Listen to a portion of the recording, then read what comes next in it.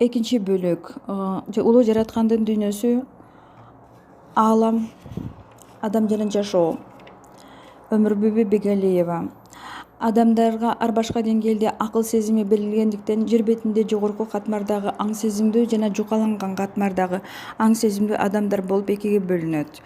Жогорку катмардагы аң сезимдүү адамдар ааламдан келип жаткан акыл ойлорду тез кабылдагандыктан аларда акыл кенчи көбүрөөк жана алар адамдарга багыт берүү мүмкүнчүлүктөрүнө ээ боло алышат. Акыл ойлору жукаланган катмарлуу адамдарда туюу сезими азыраак жана дүйнөдөгү кубулуштарга көп маани бере алышпайт. Мындай адамдар кайгы касиретке айылына чөйрөдө болуп жаткан окуялардын жүрүшүнө салкын көз карашы менен биринчилерден айырмаланышат. Жер үстүндөгү адамдардын жашоосунун маңызы эмнеден турат? Ушул маселе адам баласын тээ байыртан ойлонтуруп келген. Көптөгөн философ ойчулдар, акылмандар аалам системасынын байланыштарын айтып чыгууга аракет кылышкан. Бирок аалам сырлары толук ачылбай келе жаткандыгы баарыбызга маалым. Тегерекчи теңерди карап көргүлөчү адамдар. Силерди эмнелер курчап турат жана кайда бара жатасыңар? Эмне иш жасап, эмне аткардыңар? Байланыш кылган аалам системасы төмөнкүлөргө токтолмокчу. Айрым бир адамдар ойду-тоону көп сүйлөп алдыга барабыз деп умтулат. Бирок бул умтулуулар адамдарга эмнени алып келүүгө тийиш? Алардын айткан ой максаттары аткарылабы?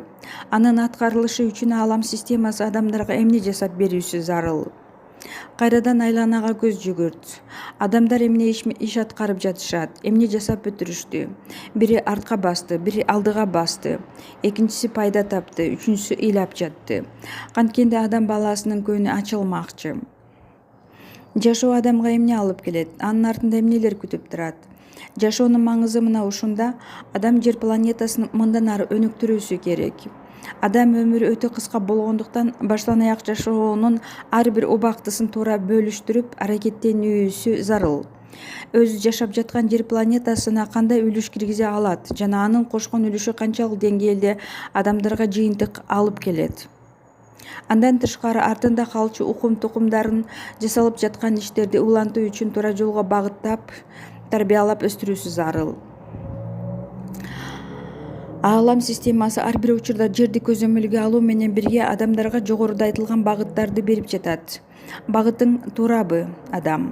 Кайда бара жатасың? Эмне иш аткардың? Элге эмне айта аласың? Мына ушул суроолордун үстүнөн ойлонуп, ага жооп издей билген адам өз салымын кошууга аракет жасайт. Ар бир адамдын алдыга койгон максаты, ойлору болууга тийиш. Тулкусу акыл ойго толтура болгон адамдар бар. Алардын таман астында да ойлор чубалжып ээрчип жүрөт.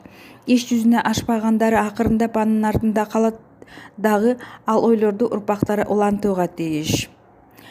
Бул дүйнөдөн жашап өттүң. Эми кайда барасың? Артыңа кылчайып карап көрчү. Эмне иш жасадың? Кандай эмгек калтырдың? Сен өз жашооң менен бирге адам баласынын аң сезимин өнүктүрүү үчүн кандай салым кошо алдың?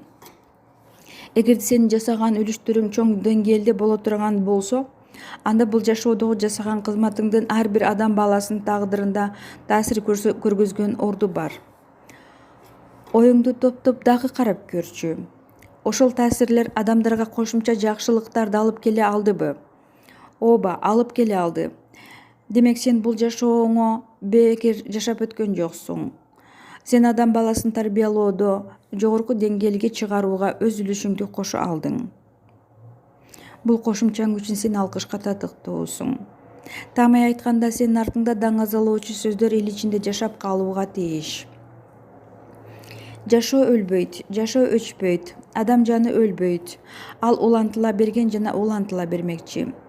Жерде жашап өтүп кеткен адамдын жаны жер бетинен кайтып кеткенден кийин сереп салып өз иштерин улантып жаткан урпактарга кайрылышат.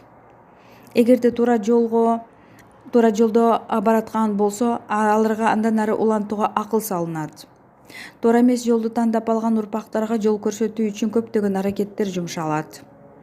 Жамы журт ушул ойлордун артында эмне турганын түшүнө алабы? Албетте, түшүнгөндөр бар жана түшүнбөгөндөр бар. Адам жаны түбөлүктүү. Ошондуктан алар өздөрү баштаган иштерди эч качан таштап кетишпейт. Экинчи бөлүктүн аягы.